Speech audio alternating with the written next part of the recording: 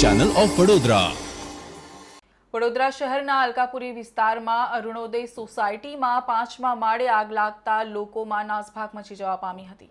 વડોદરા શહેરની પશ્ચિમ વિસ્તારમાં આવેલ અરુણોદય સોસાયટીના વૈભવી એપાર્ટમેન્ટના 5મા માળે આવેલ બ્લોકમાં કોઈ કારણસર આગ ફાટી નીકળી હતી, જેથી ફ્લેટમાંથી આગના ગોટે ગોટા નીકળતા સ્થાનિકોમાં નાસભાગ મચી જવા પામી હતી। જોકે આ બનાવને પગલે ફાયર બ્રિગેડને જાણ કરવામાં આવતા ફાયર બ્રિગેડનો કાફલો સ્થળ પર પહોંચી ગયો હતો અને પાણીનો મારો શરૂ કરી ફ્લેટમાં ફાટી નીકળેલી આગ ઉપર કાબુ મેળવ્યો હતો।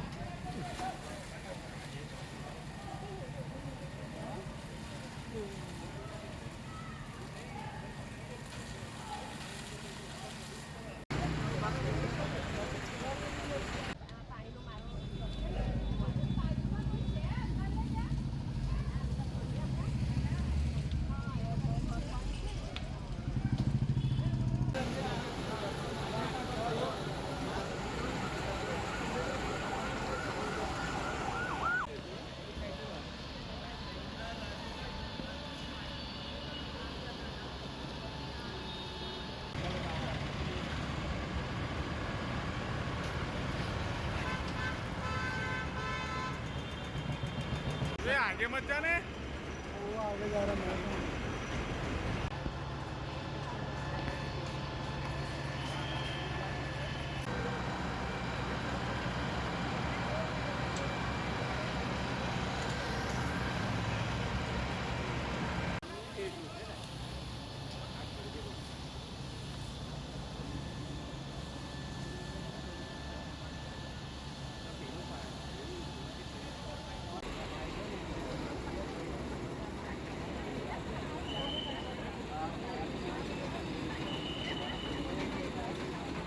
અલકાપુરીનો અરુણોદય સોસાયટી છે।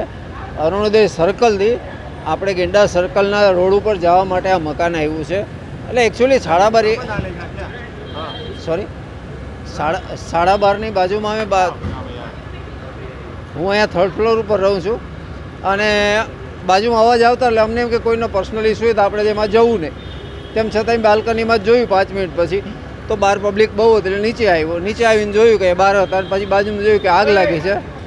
મીન ટાઈમ મેં અહીંયા એમ્બ્યુલન્સને ઇન્ફોર્મ ફાયર ફાઇટિંગને ઇન્ફોર્મ થઈ ગઈ હતી, 108ને બાકી હતું એટલે મેં કહ્યું કે મેં ભાઈ કદાચ ઇમરજન્સીમાં કોઈ પણને જરૂર પડે 108 સ્ટેન્ડઅપ હોય તો આપણે ફાયદો થાય।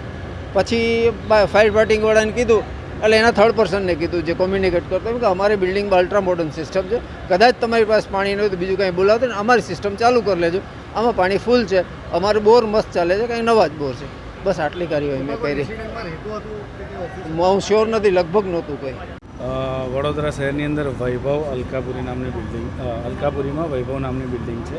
એની અંદર ઉપર 5 ફ્લોર ઉપર કંઈક શોર્ટ સર્કિટના કારણે આગ લાગી હતી। તેની જાણ વડોદરા ફાયર એન્ડ ઇમરજન્સી સર્વિસને થતાં તાત્કાલિક ફાયર્સની ટીમો સ્થળ ઉપર આવીને આગ કંટ્રોલ કરી છે। પ્લાસ્ટિક એટલે પીઓપીને એવું કરેલું હોય એટલે ઇલેક્ટ્રિક શોર્ટ સર્કિટના કારણે અત્યારે પ્રાથમિક તપાસથી એ માહિતી મળે છે કે ઇલેક્ટ્રિક શોર્ટ સર્કિટના કારણે ફાયર થયું। વધુ તપાસ કરીને આપણે જણાવીશું। એ હજુ કોઈ અહીંયા જે ઓનર કે જે પણ કોઈ હોય મળ્યા નથી હજુ આપણને, એટલે એમની ડિસ્કશન કરી પછી આપણે આગળનું ડિસિઝન લઈશું।